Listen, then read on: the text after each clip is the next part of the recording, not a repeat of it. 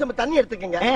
அத தோசைக்கல்ல ஊத்தி அதுக்குன்னு வழக்கமா ஒரு விளக்கமாறு வச்சிருப்பீங்கல்ல, ஆமாங்க, அத அடிப்பக்கமா திருப்பி சரிங்க, வரட்டுன்னு ஒரு 4 இழுப்பு இழுத்து சரிங்க, நல்லா கழுவி விட்டுருங்க. சரிங்க. ஒரு கிண்ண நிறைய மாவு எடுத்து பெரிய ரவுண்டாவும் இல்லாம சின்ன ரவுண்டாவும் இல்லாம சரிங்க, பொதுவா ஒரு ரவுண்ட ஊத்தி 4-5 வெங்காயத்தை போட்டு அள்ளி பொடி பொடியா நறுக்கி அப்படியே மேலாப்ல பரபர தூவி விட்டு, சரிங்க, ஒரு நீளமான கேரட் எடுத்து அதையும் பொடி பொடியா நறுக்கி, சரிங்க, அப்படியே மேலாப்ல பரபர தூவி விட்டு, சரிங்க, ஒரு 16 கரண்டி நெய் எடுத்து, சரிங்க, அதுல 6 கரண்டி நெய்ய உள் சைடு அப்படியே லேசா விளாவி விட்டு, இட்லி பொடி இருக்கு பாத்தீங்களா, அத அப்படியே அள்ளி மலை சாரல் மாதிரி அதை மேலாப்ல பரபர அப்படியே பேய விட்டு, சரிங்க, பொத்துனாப்ல அப்படி ஒரு பரட்டு இப்படி ஒரு பரட்டு அப்படி பரட்டி விட்டு அப்படியே ரெட்டி கலர்ல முருக விட்டு அழகா மடிச்சு கம கம கமன்னு ஒரு ஊத்தப்பத்தை எடுத்துட்டு வாங்க. சரிங்க.